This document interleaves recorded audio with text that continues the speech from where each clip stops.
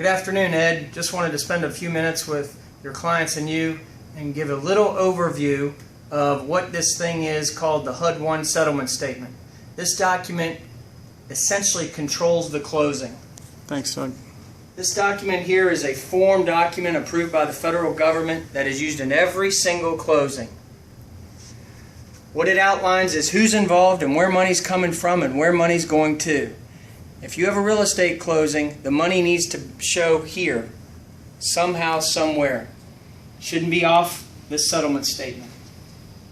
We have, in this case, Bob the buyer is buying a piece of property from Sally the seller, and our lender is Moolah Money Store. Now, we're going to focus on the left-hand side, Ed, because that's the buyer or borrower's summary of transaction, and that's the purpose of today's video. And what we see here is that we have a contract sales price in the amount shown in line 101. We have settlement charges shown in line 103 in the amount shown right here. Ed, this is a gross number. This is the total amount of the settlement charges, which are broken down on page 2 of the settlement statement, and we'll go through that detail in just a moment. We have in this sections 106, 107, and 108 prorations for taxes and HOA dues. Now, if a number appears in this top section under these prorations, it means that that bill has been paid already. And so this is a debit on the buyer's side. All of these numbers here, Ed, in section 100 add up to what we see in line 120. That's the big pot of money that my office needs to account for from the buyer's side of the equation. Now, that's not the end of the story. Subtracted from that big pot of money are the following items. We show the earnest money. We show the loan amount. We show some lender credit. We show here the agreed upon seller contribution to closing costs.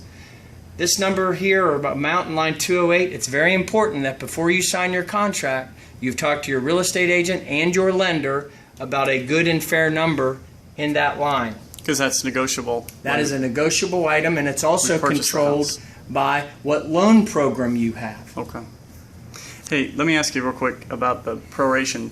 So that $832, that means he still owes that? No. What that means, Ed, is that we are looking from this date forward because this bill is being paid at closing, so we are taking it from the buyer at closing, that amount there. To pay the bill? Or the bill's already been paid. Okay. It's either been paid or we're paying it at closing. Okay. That's going to make a lot more sense as we get into lines 210, 211, and 212. These are also prorations, but these are this is a credit to the buyer because we don't have the bill yet. And so in anticipation of that bill, we are giving a credit to the buyer for the time that the seller has owned the property during that year. Okay? Okay. It's a little confusing, and that's one of those items, Ed, that I like to spend a lot of time with the buyers on and the sellers so they fully understand that that does reconcile and balance out. And just in general, the seller is responsible for paying stuff until the day he sells the property. And Correct. then after he sells it, obviously the buyer becomes a new owner, and then he's responsible for the bills. Correct. Okay. Exactly. Now, these items here in section 200 add up to what we see in line 220. Take line 220, subtract it from what we previously saw in 120, and it means that Ed's buyer needs to bring this much money, shown in line 303, to closing. Anything in Georgia over $5,000 has to be by wire transfer, and that is a wire to the closing attorney or my office. We turn to page 2. Again, let me remind everybody, page 2 is a breakdown of the settlement charge amount we already saw on page 1. Nothing on page 2 is new or additional money to anything we've already seen. And as we're on page 2, what we see is the seller pays the real estate commissions. These are the bank's charges here in section 800 for processing and putting into place the loan.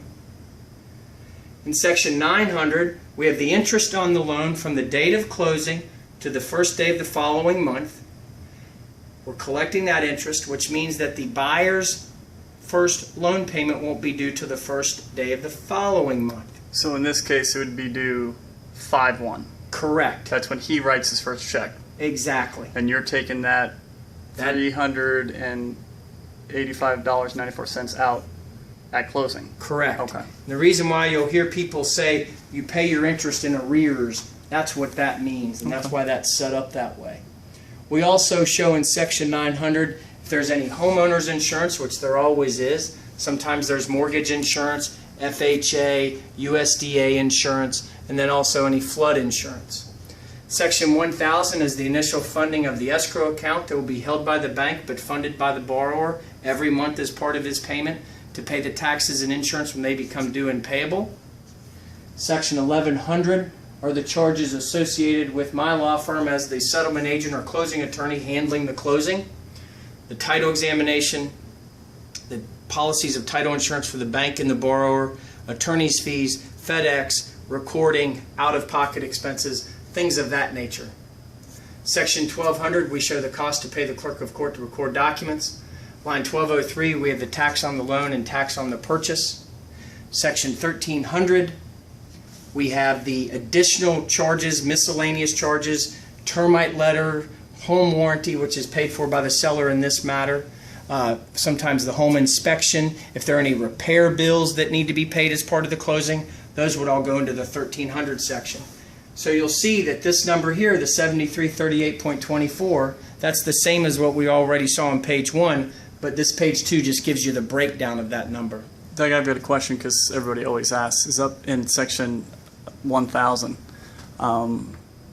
You mentioned the funding of the escrow, and just so I can explain it to myself, is that an escrow account is kind of like a savings account that the lender makes you have in order to pay important bills.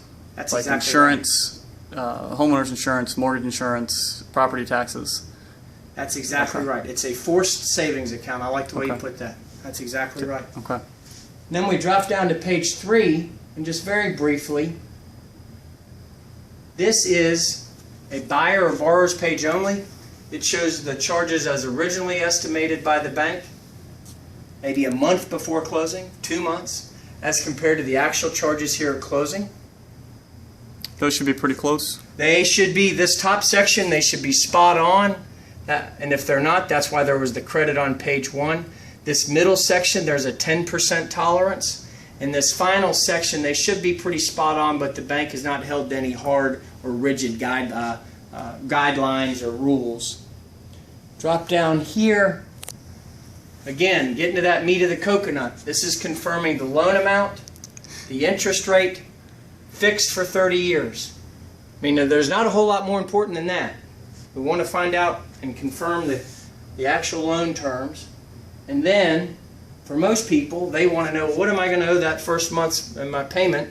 And there's that number right there, $827.15 on this particular mortgage. And in this case, that's the check you'd have to write on 5/1. Correct. Okay. Exactly. Ed, this is a brief overview of a HUD 1 settlement statement, which I'm sure your clients have heard of either through their friends, you, or their lender. If they have any questions about it in greater detail, they should always call me as the closing attorney, or of course call you, and the three of us can get on the phone. But I've enjoyed your time today, and I look forward to working with you and your clients. Thanks, buddy. Thanks, Doug.